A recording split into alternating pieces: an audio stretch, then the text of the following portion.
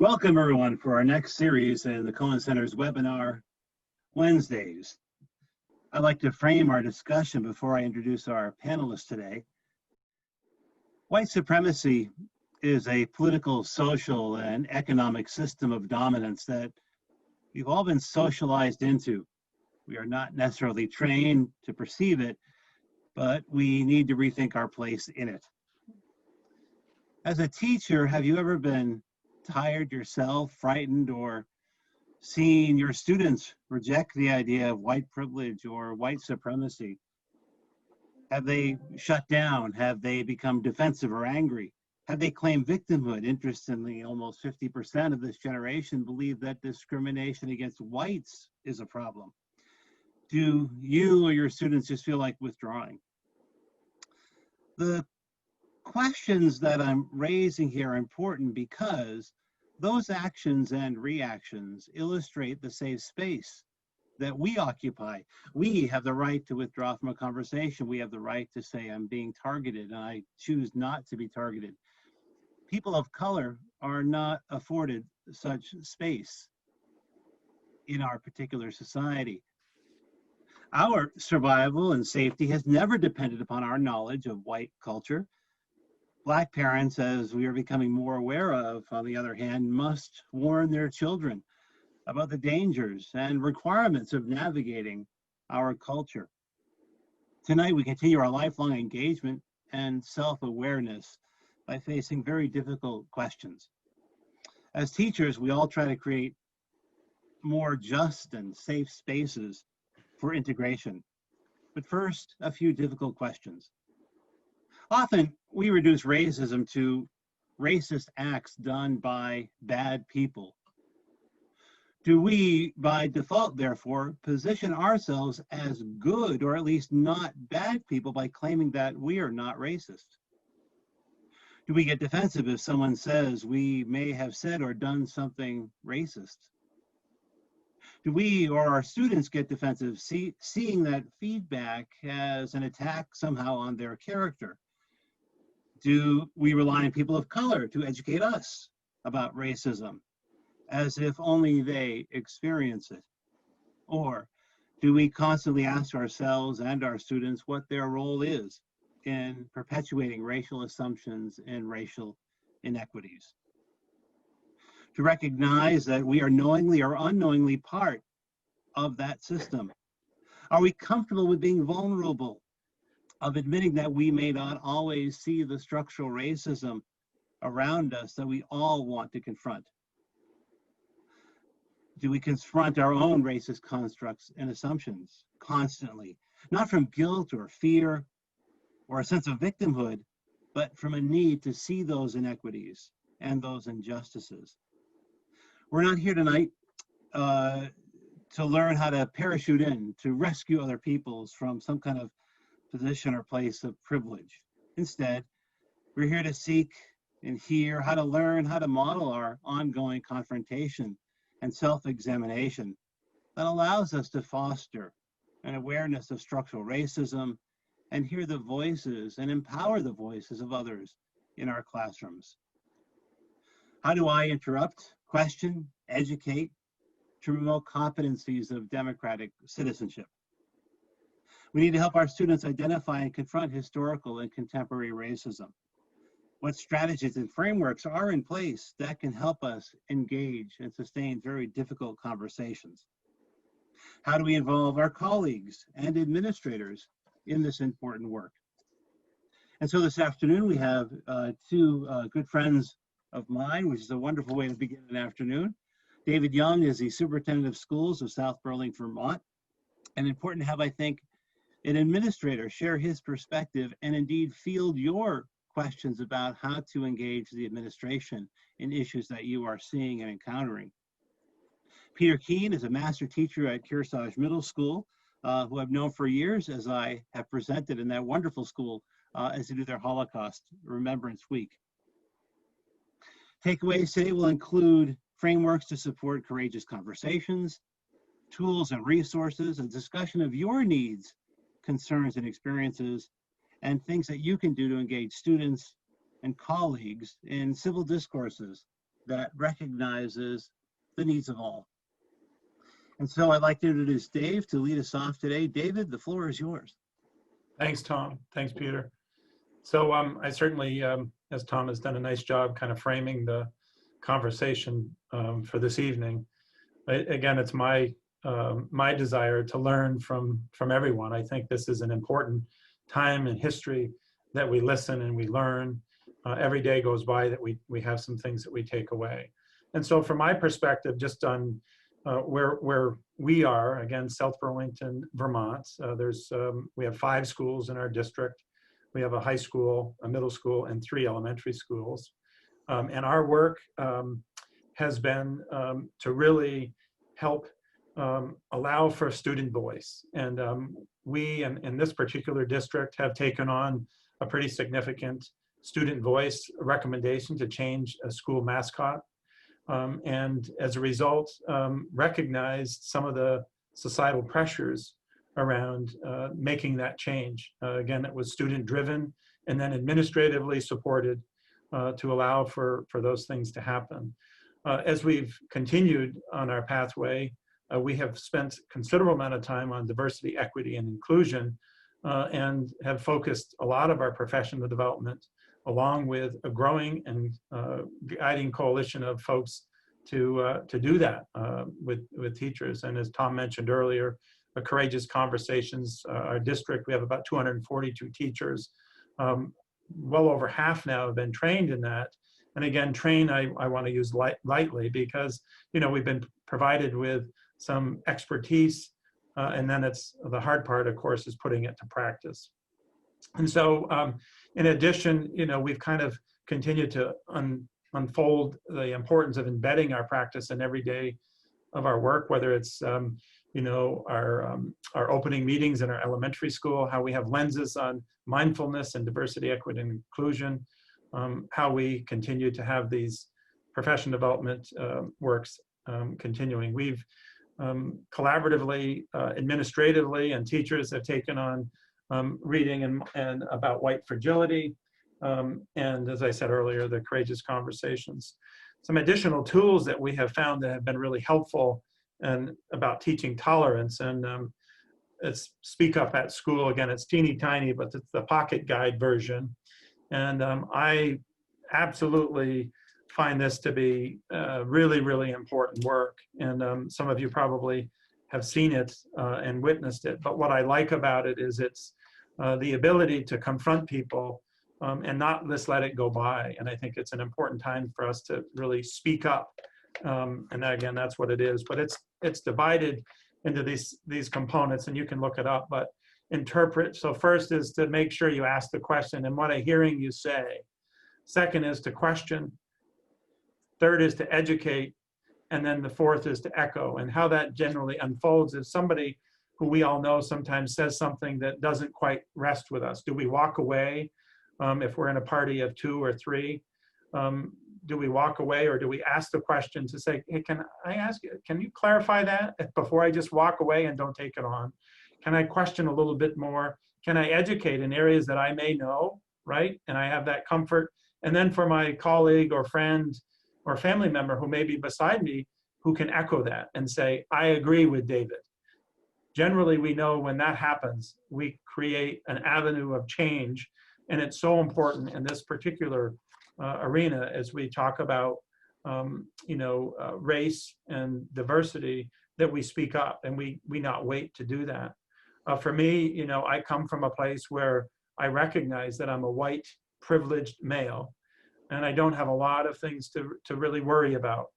And often what I tell people is that what's important for us to take away is not how we feel, but how do we think the individual who may be marginalized feels, and how they may be hearing things within our environment, whether it's school or community, how they're feeling. Important for us to listen and to change that. We often, because we put up the Black Lives Matter flag, we had a fair amount of pushback. And again, it was an opportunity to continue to educate. It still flies the month of February. We educate at the high school every month, and we fly it in the month of February.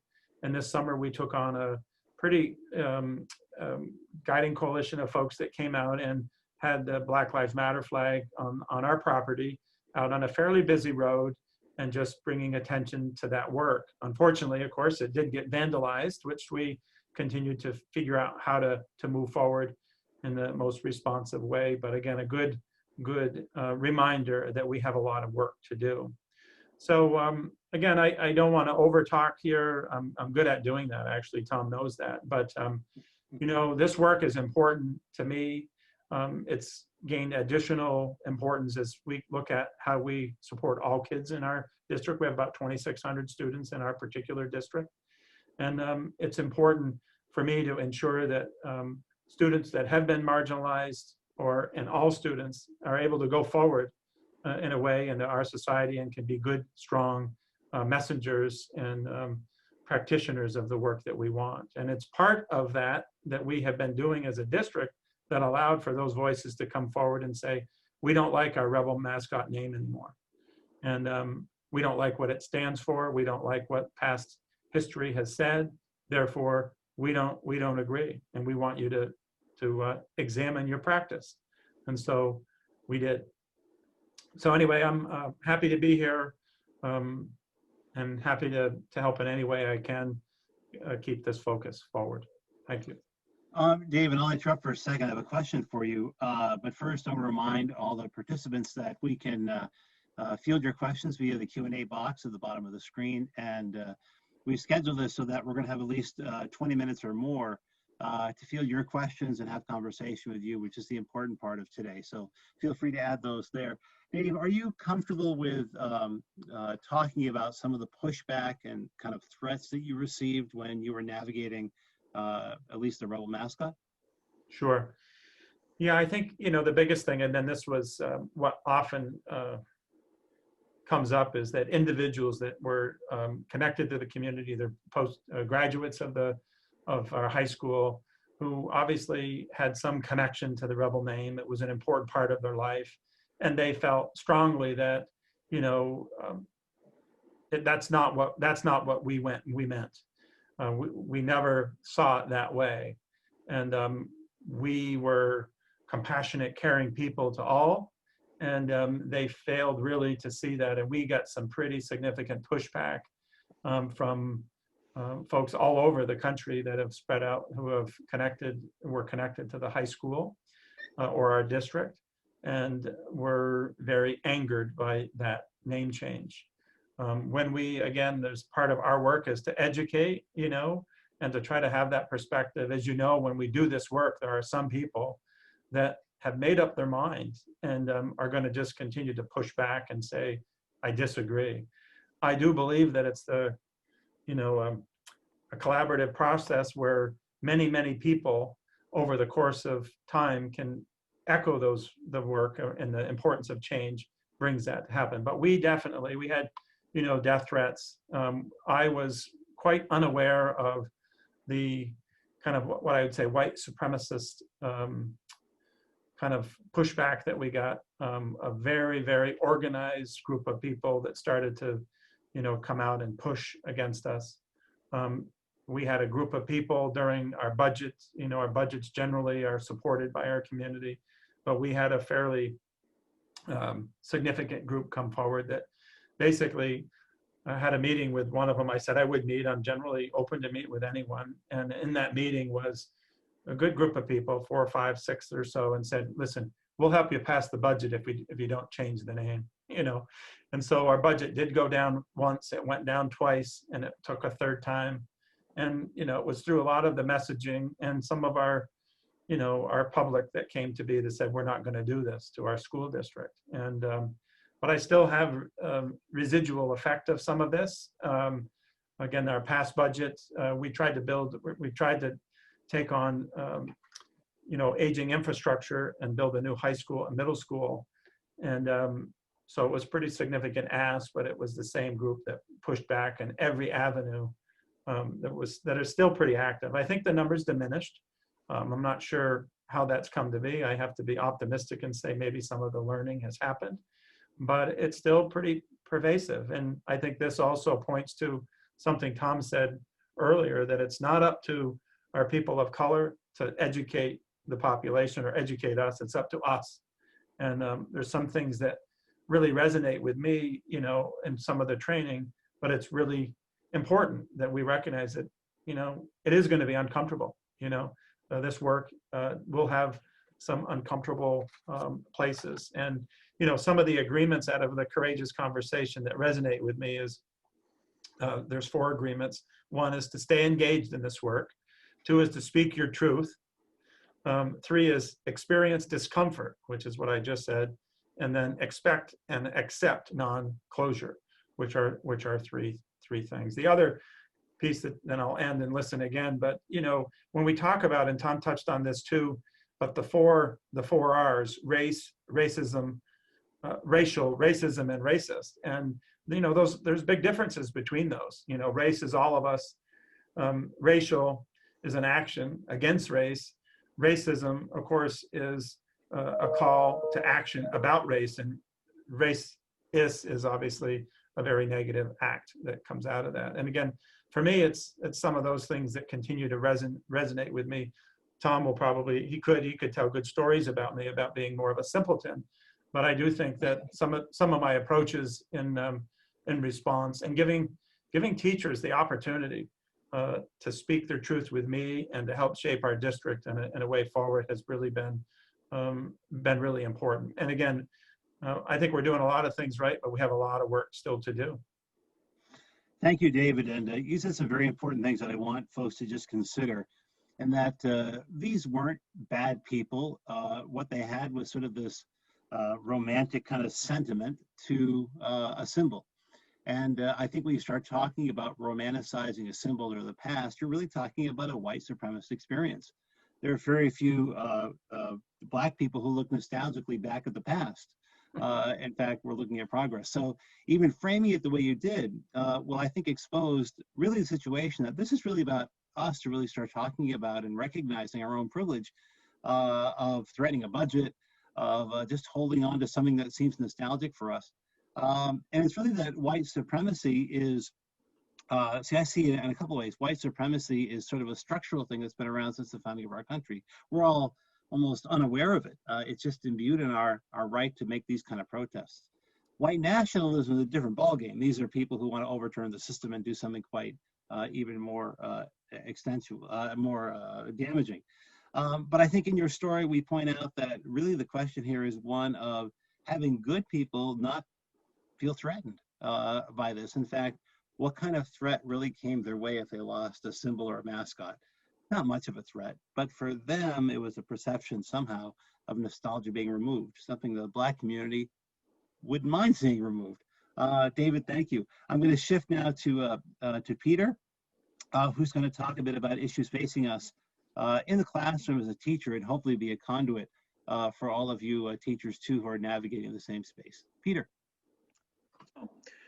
So what I'm hoping to offer you are some thoughts as to how you might be able to go about handling some of these challenging and difficult subjects and topics in the classroom. As Tom mentioned, I've been teaching for a few years, and I've had some moments of success, and I've had some moments where things haven't gone exactly how I would have hoped they would have. But I'd like to, what I'm hoping I can do is to help you feel that perhaps some of what you're doing is working well, give you some ideas that you might be able to take back and implement in your class. So I don't know if anyone's classroom looks like that. Mine certainly doesn't. I have kids in my classroom. We have 6-foot distancing. It's a very different world. Perhaps your classroom looks like that because you're teaching remotely.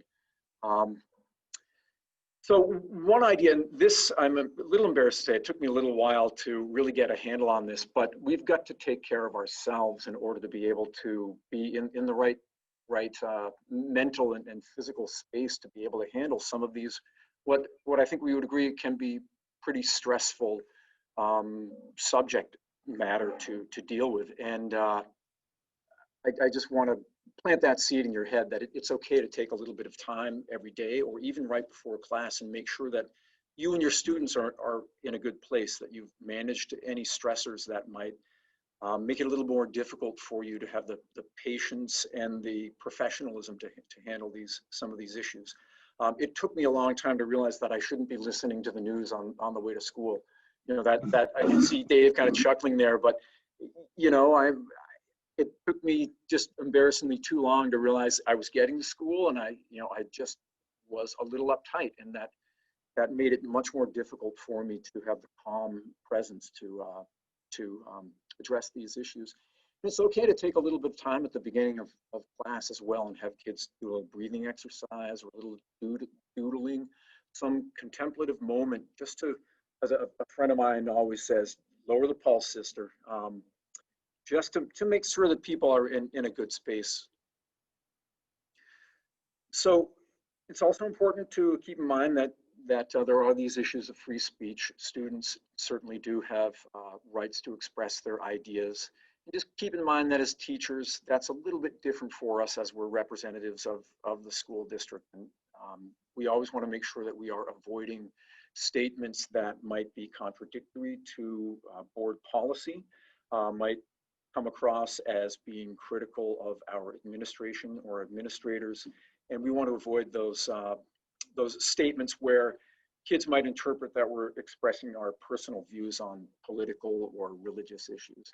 And I'll present a couple suggested scripts that might help you avoid that, falling into that.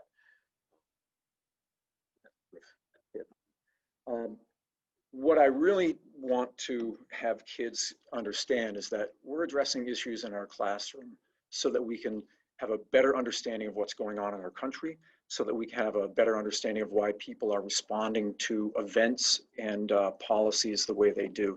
That's where I really come from in my classroom, is I let kids know that my goal is to help them understand what's going on in our country. And to do that, I really stress that we're discussing ideas. We're not discussing our classmates. We're not discussing individuals in our community, that it's really a discussion about ideas. And that what we discuss is part of our school's curriculum.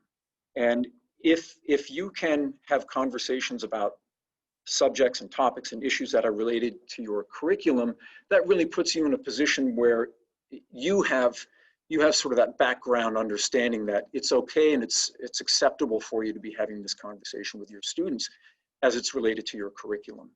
I also work with kids to help make sure that they understand that there are positions, expectations, and ideas that go against the norms of our society or the expectations of our school or our country. And I really want to encourage you that, and I think Dave would agree here, that if there is something that you're feeling this is a topic I want to address in the class, to make sure that you go ahead and talk with your administrator about that.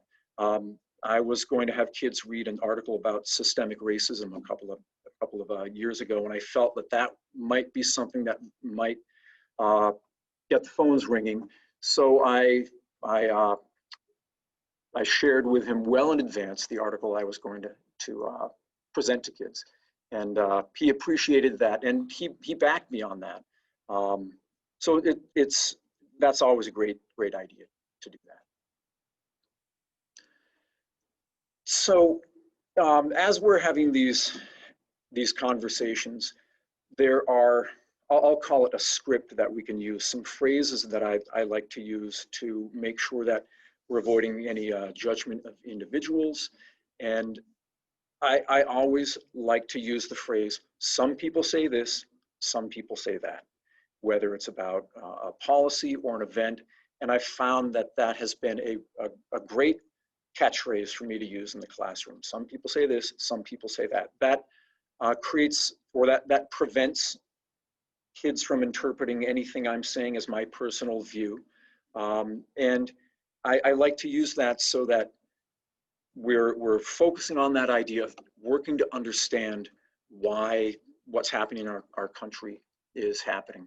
And I also encourage and use that idea or that phrase that some people would disagree with this idea or policy because, and there I'm not passing judgment, I'm trying to help kids have that understanding of why people are responding to events the way that they are. And I'll use this as an example of when I ran afoul of my own policy. This was years ago. You might notice the cartoon of George W. Bush. And this was before we had a lot of the great technology that we have in our classroom. And the issue of bias came up, and I didn't have the technology that I have now. So I said to my kids, I just saw this cartoon in the newspaper. It was a great example of point of view and bias. And I doodled this on my chalkboard. And it really came across that this was my point of view. I didn't have anything to counterbalance that point of view. And because of that, I got a phone call from a grumpy mom. And, clearly this is an example of when I didn't do the kind of job that I feel like I'm pretty good at doing now, where I'm not coming across as expressing my own opinion. So I throw that out to you as an example of when things didn't go the way that I really wanted them to. A little minor cautionary tale there. We work from a position of creating an atmosphere of respect, and the interactions are based on respect. And I'm sure that's a fundamental expectation in your classrooms as well. And I always remind students that we're discussing ideas, and I really work to avoid situations where it's one kid and their idea coming up against another student and their idea. So I really stress that we're talking about ideas. We're not talking about individuals. And I think Tom alluded to this idea that really ultimately we want kids to be able to come together. And as we're working through these issues that are dividing our country, I don't want kids to think that there are bad people. I want kids to look at people as maybe being influenced by ideas that are bad ideas or not acceptable ideas. I really stress that we're not labeling people as being bad, but we're discussing ideas.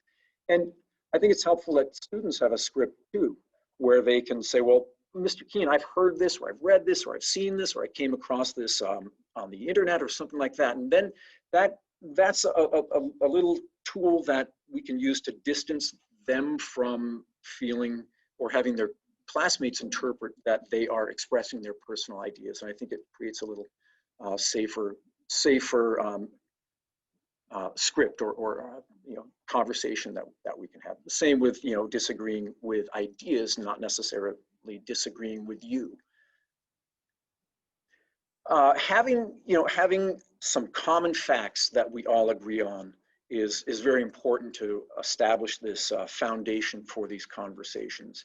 And I want to establish with my kids that racism, prejudice, discrimination, promoting violence are wrong, they're unacceptable, they're violations of the rules of our school, our classroom, our country. So if we lay that foundation at the beginning of the year or at the beginning of any time we think we might be having one of these difficult conversations, it allows me to be able to compare what's happened or what we're discussing with these fundamental expectations that we have. And I like to start out the year, we're just wrapping up a unit now where we're establishing those foundational principles of our nation, those ideas of freedom, equality, and justice. Now, I'm showing you the flip side of this quarter and that one side of a die to help. This might be a little gimmick or a technique or a metaphor, because we're looking at a situation now where many people are saying we're rewriting history, we're canceling our founding fathers. And I'm really trying to stress to kids that what we're doing is we're looking to have a much more complete understanding of events in the past, or a much more complete understanding of individuals. And a little kids are so concrete. We could look at this coin, and I don't think many kids would know that this is a Florida quarter. They might see the Florida, they might know that it's a coin, but we can use this as a way of getting kids to have a more concrete understanding that there's more than one side to an issue. And if a kid raises the question of our founding fathers of being slave owners, this is a nice little trick that I would use, not a trick, but a tool that I would use to help reinforce that idea that there is more than one side to an issue, or we might need to look at people and events from a number of points of view. I always want kids to have some common understandings about some of the significant events. And I think it's really important that kids understand that the Civil War was all about slavery. The secession of the South was to perpetuate slavery. I've had students here in New Hampshire, far away from where we tend to think of the whole states' rights, and as Tom was mentioning earlier, that sort of nostalgia of the glorification of a noble past of the Confederacy, and that version of history coming up. So I always make sure that kids have that understanding that the Confederacy was founded to perpetuate the enslavement of people. I think it's important that kids understand that the legacy of our history, of our nation, is one of trying to improve and making mistakes and correcting those mistakes. And we can look at some historical examples of errors that have been made and how our nation has sought to improve those. I want kids to have this sense that our nation's story is a story of people from all backgrounds working together in those movements for equality and civil rights. And we can use the Second World War and our legacy of opposition to fascism or dictatorship to establish those background understandings of our nation's goals and objectives. I think that the use of primary resources and photographs are really great tools in the classroom. We can use those to have the kids really do a lot of the thinking and the exploration, and that allows me to just respond to what kids are finding and seeing and asking about, and it really puts the responsibility on them. And here's an example of a slave auction broadside that I've used, and I found that I'll show this. I found that it's a really nice resource. If I can get it to work here. And I'm not sure what's going on with it here. Well, there we go. Hopefully that will work the way I've intended it to. Doesn't seem to be wanting to cooperate, but it has a list of the enslaved people who are up for sale, and it lists their names. It has them grouped, and as students examine that, it can be a really powerful tool to get them to think of enslaved people not as slaves, not as this object, but as humans who are part of families. And I found that that use of primary resources can be a great tool in the classroom.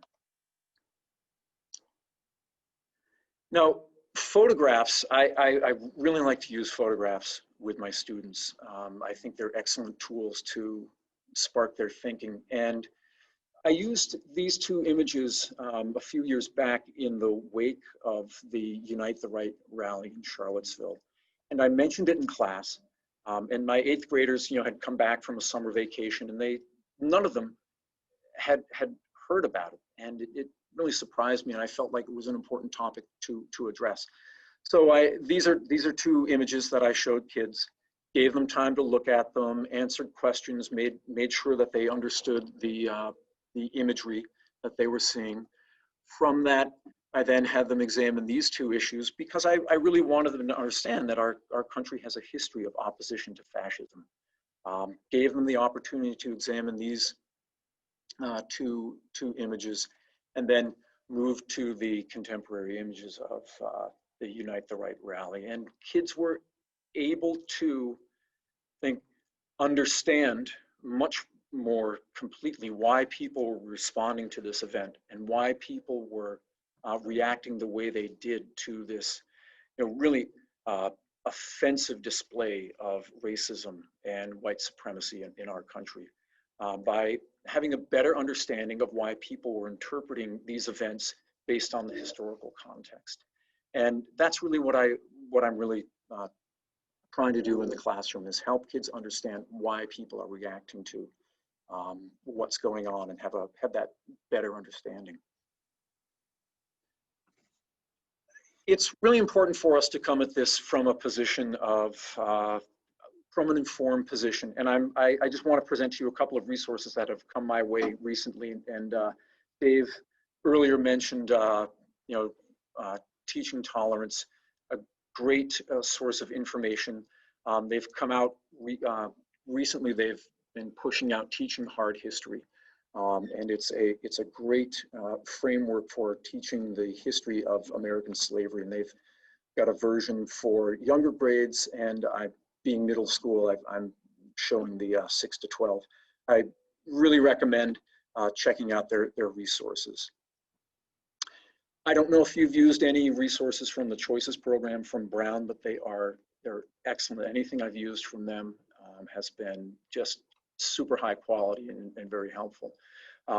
They have made this unit, Introduction to Racial Slavery in the Americas, free to teachers, an online digital version free to teachers, I think until November of next year. But if you were to go to their Choices website, you'd be able to access this for free, and they're excellent materials. And plain talk history, I found this really helpful in the classroom as well. And this is a slide of a very interesting interactive web page they have on the legacy of lynching, and it uses data compiled by Monroe and Florence Work. We're doing some work back in the 1920s, gathering information about lynchings in our nation. And I found this to be a really helpful resource to help kids understand understand the past. I think it's very important that we help kids have a better understanding of our nation's legacy. So I would urge you to think about teaching the history of American slavery, teaching Reconstruction, the successes and failures of Reconstruction, teaching about the Jim Crow South, Plessy versus Ferguson, and that period of state-sponsored segregation.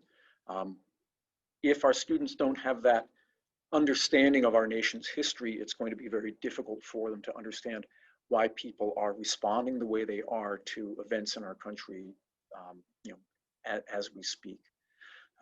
So I'm hoping that gave you a couple of ideas that you can take back to your classroom and use. Hopefully something that might help you feel a little more comfortable and confident going ahead and discussing these challenging and difficult topics. Thank you. Peter, thank you very much. And my prerogative here as a host, just to point out a couple of observations on both presentations. First of all, for those who don't know, New Hampshire now has a mandate on Holocaust and genocide education, which allows us to confront some of these topics, or as we like to say, applied Holocaust and genocide studies, so we can apply what we know to these circumstances. I want to just commend Peter for actually modeling the kind of thing that we're talking about. He admitted that he failed as he was trying to wrestle with that. And that's an important thing for us to remember. We're just discovering and wrestling with these issues in very difficult ways. And I think that taking care of yourself at the beginning of a classroom also includes showing vulnerability, showing that we're navigating this as a lifelong journey, not as a one-off response to some kind of action. So I really commend you for modeling that kind of behavior.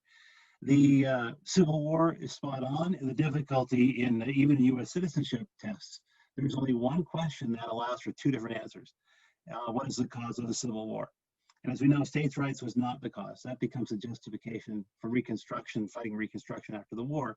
And yes, it's really not a discussion point. The Civil War was fought over slavery. The North comes to realize that the South was fighting all along for that.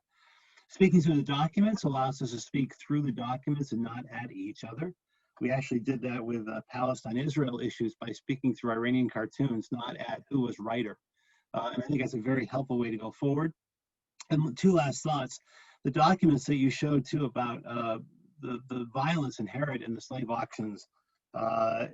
It's interesting to me that one of the basic tenets of white supremacy that really remains unnoticed, we hear or we see glimpses of it, is this idea that black neighborhoods are inherently more violent than white neighborhoods. And Trump has himself said this yesterday, that he was talking about white middle-class women have kept your neighborhood safe, and he's referencing, of course, racism. When in fact, that's an absolute perversion of our history, right? Who was perpetrating the violence? or white enslavers, white rapists, right? And so this great irony now where we project all that violence onto the Black community when indeed we were the ones perpetrating that violence from the very beginning is interesting to me. And finally, because Dave had recommended a book to me that was on my reading list, so I read it the last couple of days, White Fragility. That last comparative work that Peter and I both do has got me thinking. By comparing lynching, we're showing the extreme of white supremacist behavior. And I wonder, does that reinforce the stereotype that only bad people do racist crimes? And I wonder how to kind of wrestle with that. Today's presentation is being recorded, so you'll have access to what we're talking about today and these resources that Peter and Dave had mentioned. And indeed, I'll be sending out book recommendations, and I think we're ready for discussion. We have one question that came in, two so far, on the chat box. I'll start with one which I think is directed to Dave. And it says, it sounds like the teachers are very motivated to support change. I am from Burlington, so not surprised. It was such a wonderful community to grow up in. Can you remind me if you have an equity committee, or is that work just coming from school leadership or from another organization? We do have a diversity, equity, and inclusion committee.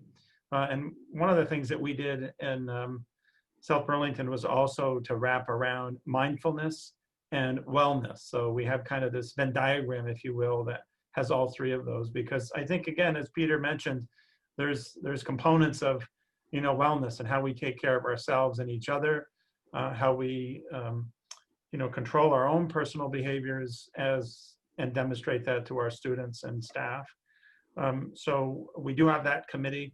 We also have, several others, the Student Justice Union for the high school, and we have SOAR, which is SOAR, or Students Organized Against Racism.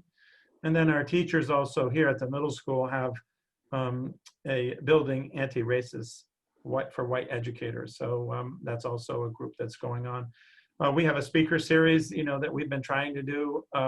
Again, as Tom mentioned during, or Peter, amongst the COVID crisis, things have taken on a different lens. Although I have to say that, almost as is happening here tonight, the opportunity sometimes through Zoom has allowed for, I would say, some pretty active and rich conversations for us, where we can have quick breakout rooms in groups of 3, and then have a more embedded, as opposed to the transition times that sometimes happen in, groups of 100 or so. Hard to get to those, and it's been really an effective way for us to dig into some of our work. I also want to say that we have a long ways to go. I'm not wanting to say that everybody is on board. This is a journey, and there's learning that's happening all the time. And we do have some folks I'm quite aware that aren't quite ready to move, yet. And how we engage in those conversations, I think, is really important. I do strongly believe, what resonated with from what Peter was sharing with you, but I think also photos and written information about our past is important. And for us, a lot of folks that challenged us on the name change said that wasn't what we were. But as the students pointed out, as they tabbed certain yearbooks, songs that were played, imagery that was presented, history doesn't lie. And so for being able to use, as Peter said and Tom echoed, is important. The history is important to ground people before you can just begin to share kind of your perspective. So again, some really important pieces there.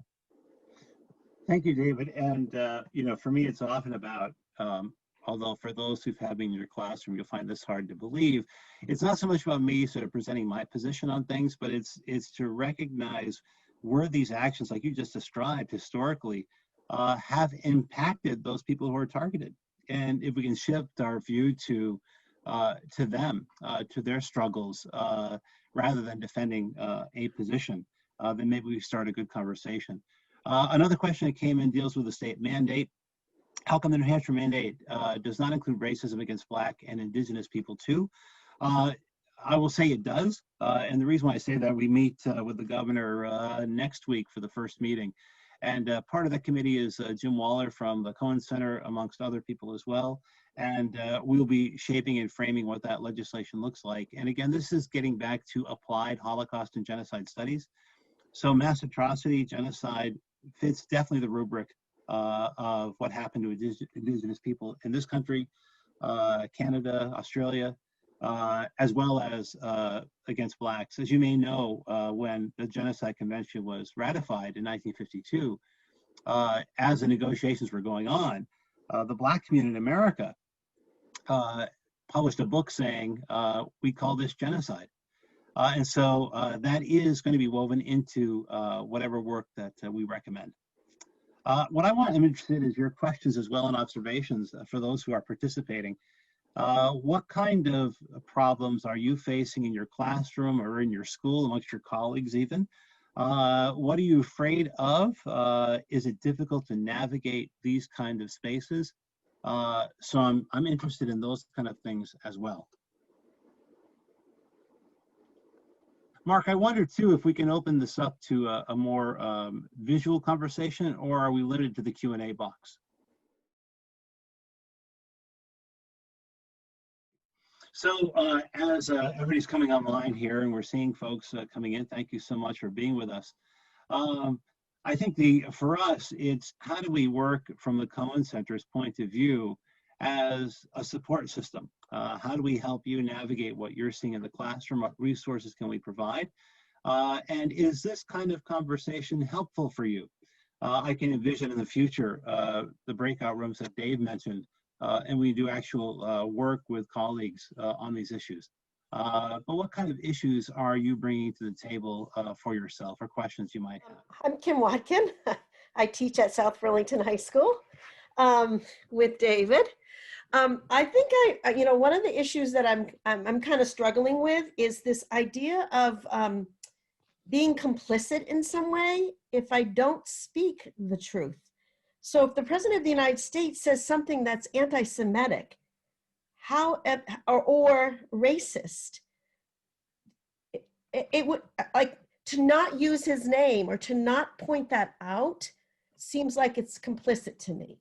And so that's where I'm struggling with, rather than saying, well, some people say, the globalists are about to take over the world. And really, when they use the word globalist, we know that that's an anti-Semitic myth about, you know what I mean? So that's where I'm struggling a little bit about wanting to not be complicit in that kind of format. That's where I'm struggling a little bit.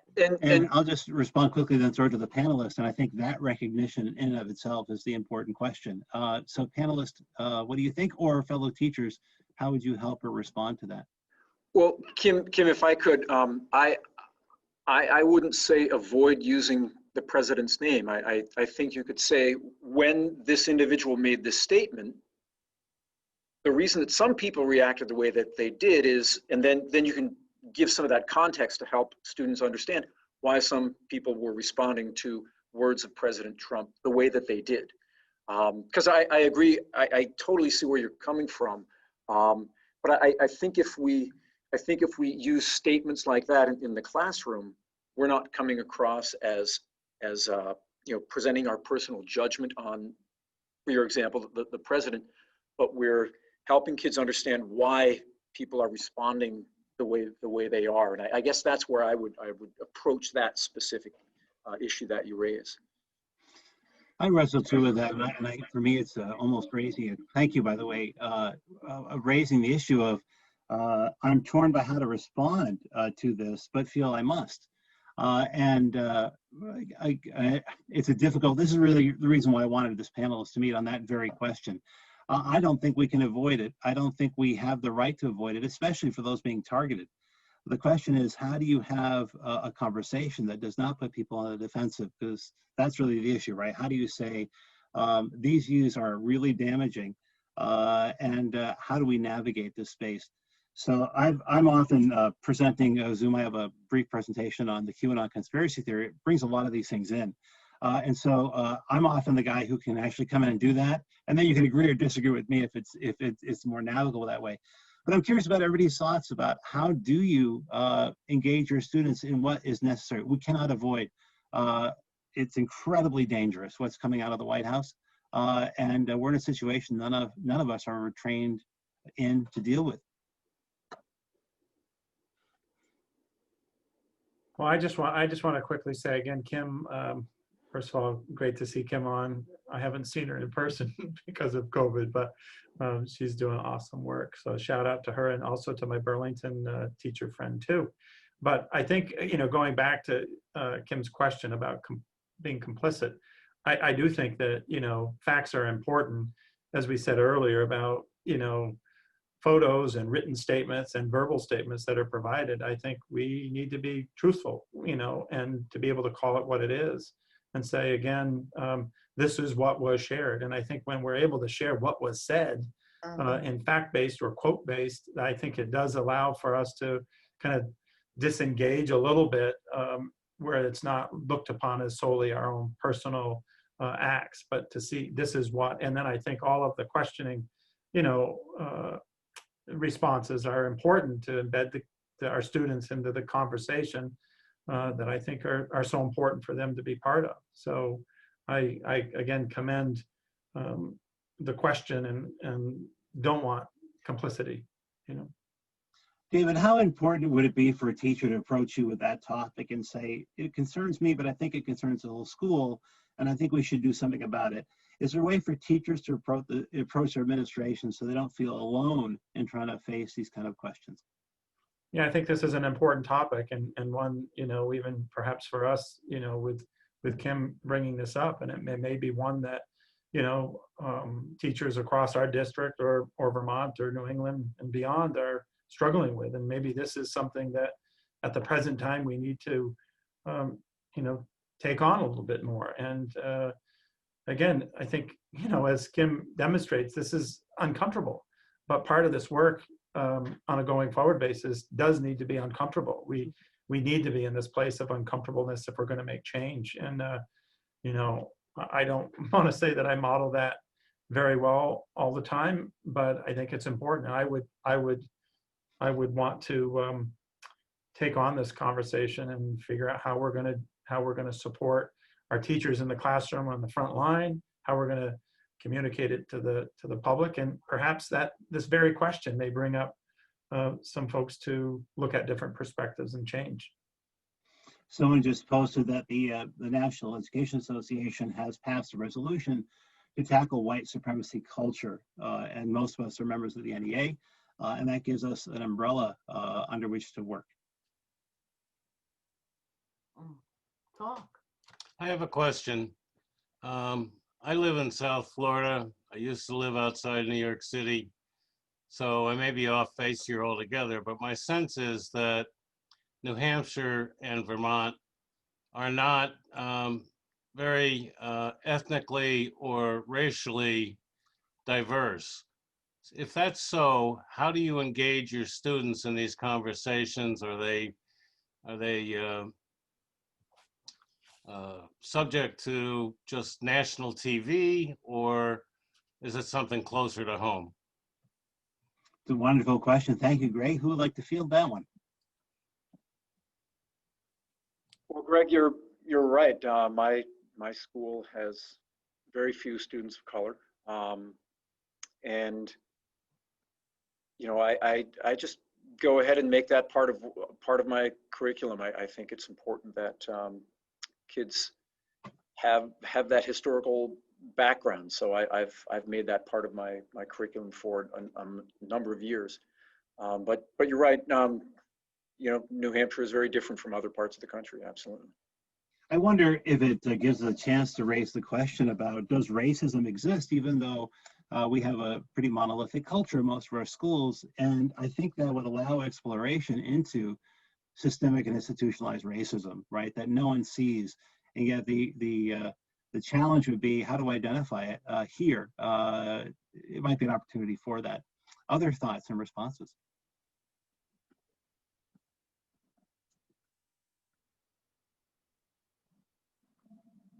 So Greg, your question has left us with a poser that I think we'll be talking about as well.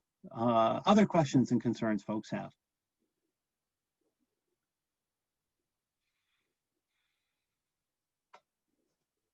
Sorry, another comment just came up.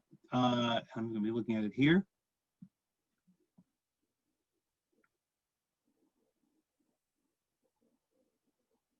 It would be amazing to go beyond anti-harassment, kindness to anti-racism. Not sure. Let's see here. Tom, can I explain that one? Yes. Oh, sorry. Those you know how sometimes if you're typing and no one was before you, it just comes in as one big long run-on Yes. sentence. Yes. So that was for me, and my first part was just that it would be amazing to go beyond. You know, there's great initiatives in the school to once like incidences happen, as they unfortunately often do, to really just focus on, you know, drafting policy about anti-harassment, which is important, kindness, which is fantastic.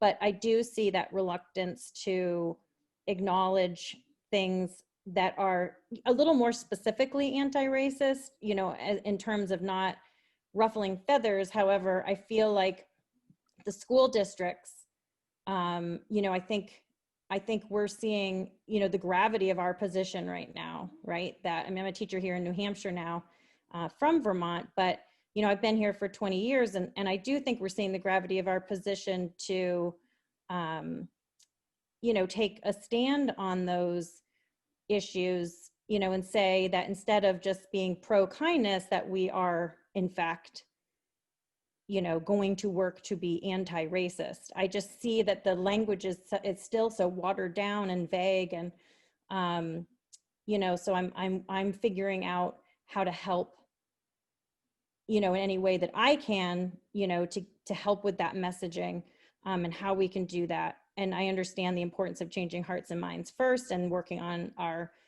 strategies in the classroom, but I would certainly be interested in hearing, you know, whether school districts, you know, are willing to say those words. And we have a minute or so left, and it seems to me this might be a follow-up webinar we're going to do. The White Fragility book that I mentioned deals with this question a little bit and brings up the point about kindness really isn't the issue. Kindness almost comes from a place of privilege, of that horrible word tolerance, this idea that I will tolerate someone less than me, and that someone makes me better. I think the shift is spot on. How to be an anti-racist talks about our own particular behavior. When looking at anti-Semitism or racism, the target group has nothing really to teach us. It really is about our needs of identity and inclusion and whatever it might be that needs to be examined. And so I think you're spot on. This isn't about just being kind or nicer. That makes us feel better, but to really make us uncomfortable and ask questions of ourselves and our own behavior. And as someone said, complicity. And I'll leave with the last thing, which is when dealing with these issues, what is lost when we don't have integration in our communities, when we don't see the vibrancy of our targeted groups that we are so indebted to in our country's history. We are unfortunately out of time. Boy, did that fly fast. And I think I'll send out a survey if we want to do a follow-up one with maybe breakout groups later on. Our next webinar will be quite another substantial figure. Mark Weitzman is a U.S. diplomat. He's a leader in this field and will help navigate these issues too from a diplomatic point of view and his expertise. So I hope you can join us on our next webinar. And I just want to thank you for taking time this afternoon. Thank you, our presenters, David and Peter, and for all the rest of you who took time to care. We thank you very, very much. Have a wonderful evening. Good night.